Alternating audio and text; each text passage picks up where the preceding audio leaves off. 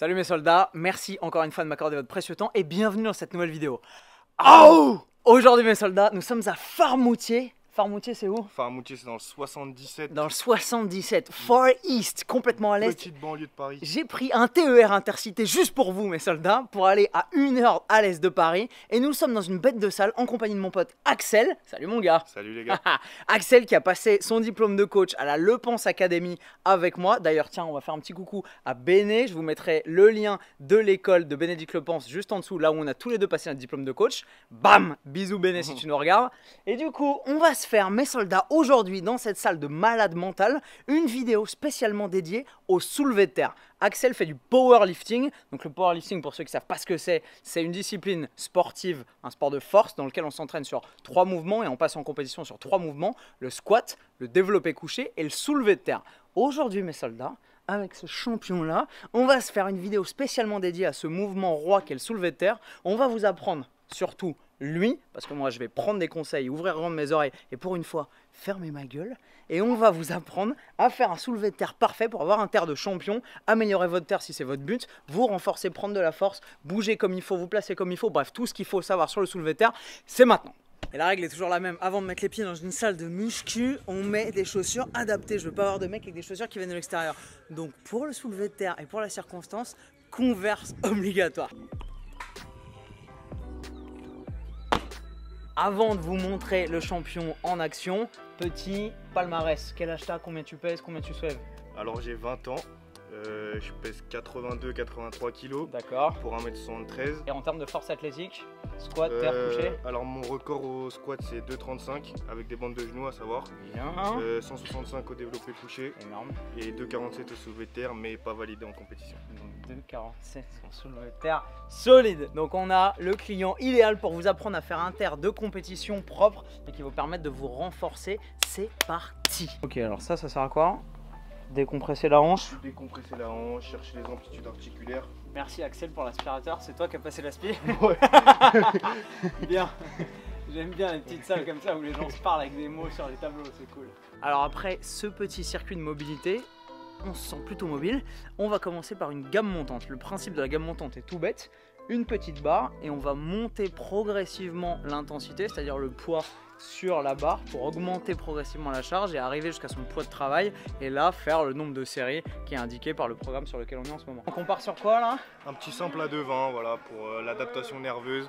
C'est l'objectif vu que bientôt il y a une compète. Voilà. 220 kg. Moi je vais essayer de bosser avec une technique un peu propre sous l'œil du maître et on va essayer de taper une barre à 150, 160. On va voir ça. Alors déjà ce qu'il faut savoir sur le soulevé de terre et qu'il ne faut surtout pas oublier, c'est que le soulevé de terre c'est un mouvement de rotation et pas un mouvement de translation.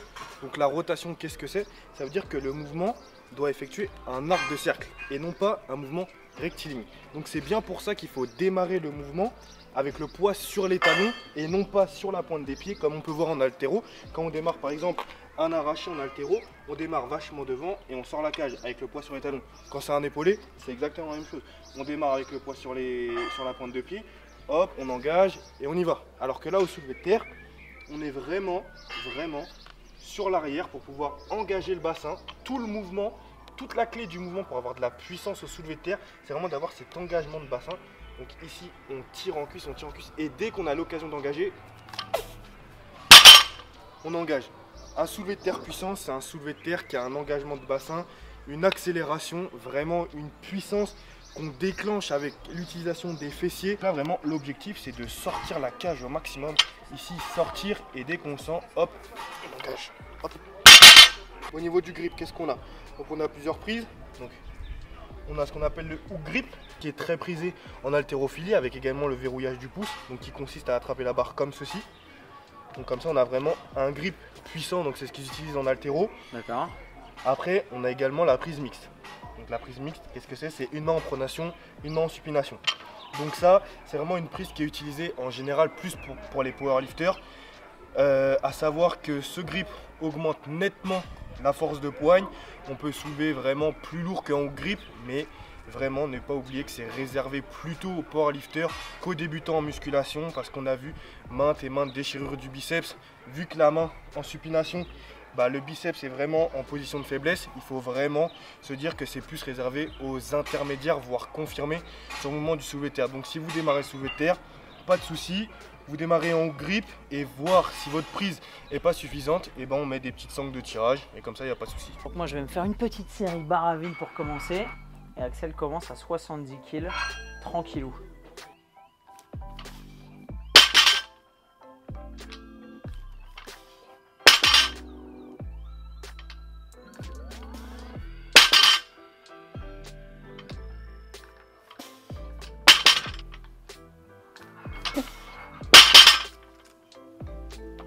Ok. Alors je suis choqué, je sais pas vous, mais en fait tu mets exactement la même concentration et la même intensité que ce soit sur une barre à 70 ou sur une barre à 220. Ouais. Ah ouais. Ah oui.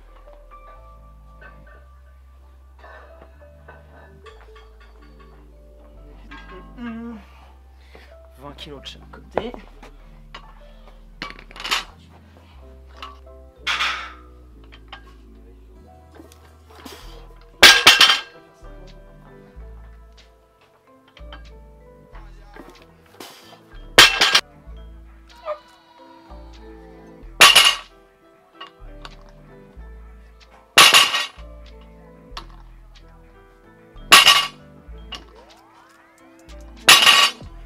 C'est pas mal. Non, c'est de la merde. Non.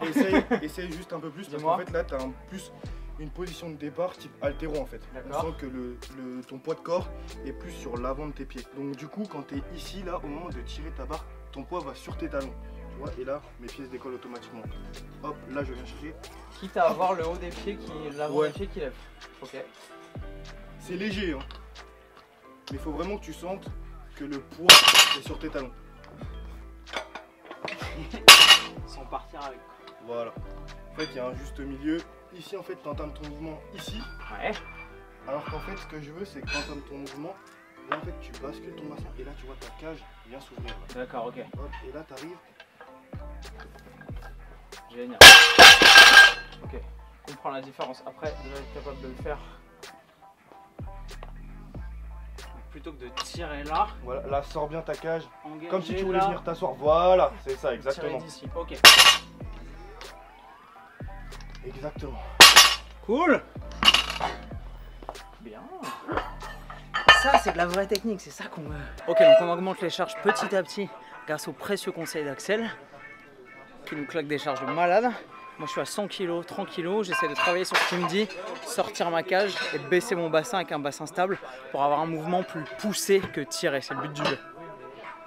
Et vous voyez que il perd pas de temps.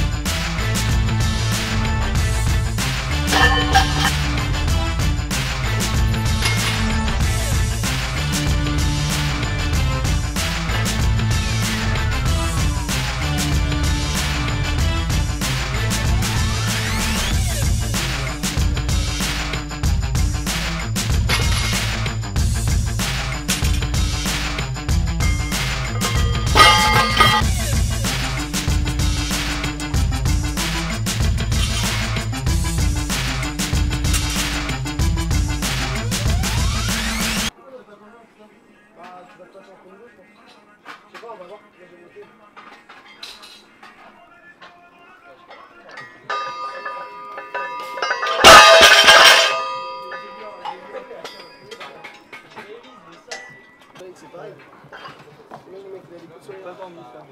Dès que je me mettais sur le dos, je me pas bien. Allez, fais-en une bien propre. Sors bien ta cage.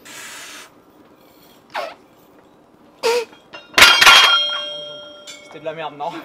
C'était de la grosse merde. En jambe, voilà, passer en jambe. Non, sans jambe. Non, c'est ça en fait, j'ai fait jambe. ça et Voilà. ça. Voilà. D'accord. Plus fluide. Bon, il y a du taf. Bon, vous l'avez vu, mon mouvement est pas très académique, il est en 2 parties. On va essayer de corriger ce petit défaut et d'essayer de monter proprement sur une belle barre. La technique avant tout. Et là, Axel est en train de se concentrer pour sa grosse barre. Ça arrive.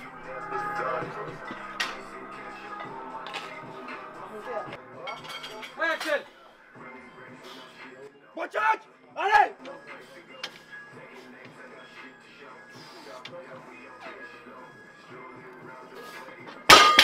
Oui. Une petite barre à 160. Essayer de faire ça propre pour faire honneur à mon coach du jour. C'est un warrior. On va y arriver. Sors bien ta cage. Baisse tes fessiers.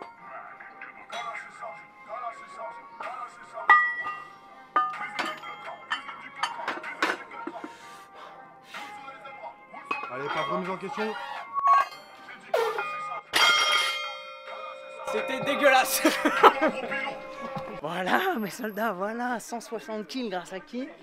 Grâce à celui-là. Bon, c'est une perf modeste et la technique est pourrie, mais ça veut dire qu'il y a beaucoup de points à bosser. Ça, c'est un très bon point positif. Et au moins, on sait comment s'améliorer et sur quelle voie se mettre au boulot. Mes soldats, j'espère que ça vous a plu. J'espère que ça vous a motivé pour soulever et pousser des grosses barres. Soulever ou pousser, on verra. Le but du jeu, c'est de s'améliorer, améliorer sa technique et devenir meilleur jour après jour avec des champions, avec des mecs qui vous motivent. C'était le but de la vidéo. J'espère qu'elle vous a plu. Si c'est le cas, laissez-moi un commentaire juste en dessous. Si vous voulez éventuellement que je refasse des vidéos avec Axel, parce qu'il est super bon sur le squat et sur le soulevé de terre et sur le développé couché aussi. Donc c'est monsieur toute spécialité pour ce qui est de la force athlétique. Merci d'avoir regardé cette vidéo. Comme d'habitude, laissez-moi un petit pouce bleu juste en dessous et un commentaire si ça vous a plu. Et je vous retrouve dans une prochaine vidéo comme d'habitude mes soldats. Avec le sourire, plus fort et plus fit. Bam!